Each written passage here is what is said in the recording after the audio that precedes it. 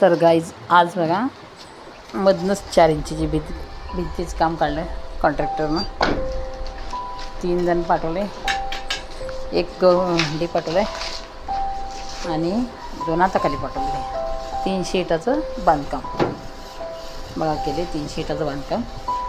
तर गाईज असं काम केल्यानं कसं व्हायचं लवकर, एवढ्या मोठ्या घराचं बांधकाम कसं पूर्ण व्हायचं, काय कॉन्ट्रॅक्टरचं डोकं म्हणजे कसं जाते. आणि त्यात आता हे मिस्त्री सांगतात की याच्यावर लेंटर टाकायला पाहिजे आणि 4 इंचाची भिंत ढासा आहे, पलीकडे ढासा आहे. आता लेंटरचा कधी टाकणार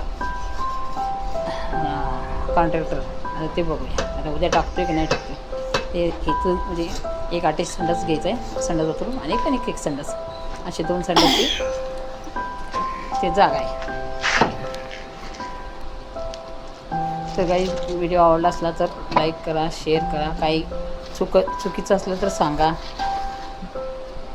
लेंटर टाकणं गरजेचंच आहे का की नाही तर 4 इंचच्या भीतीला लेंटर टाकणं म्हणजे मजबूतीच्यासाठी लेंटर टाकायला लागते. नाही ती ईटचा भार सगळा इकडं लोकांच्या पत्र्यावर पडेल, सगळी वीट पत्र्यावर पडून जाणार आणि त्यांचा पत्रासुद्धा भरून द्यायची बारी येणार. अशा जर कामांना जर लेंटर नाही टाकलं तर, लेंटर टाकलं तर चांगलं काम आहे. तर कसं वाटला व्हिडिओ गाईच सांगा. आणि व्हिडिओ आवडला असता लाईक करा, शेअर करा. बांधकाम करताना छोट्या छोट्या गोष्टीवर लक्ष द्या.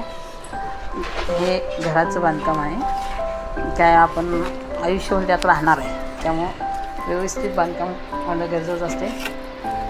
त्यांनी बांधकाम करतात पण आपण जरासं वर जाऊन येत राहायचं, म्हणजे लक्ष देत राहायचं असते. हाय गाईज, तर बघा हे बांधकाम चाललेलं आहे.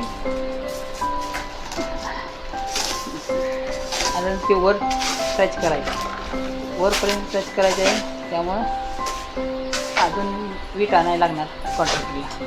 300 विटात आणलं, 300 विटाचं काम आजच्या दिवसात काम करणार.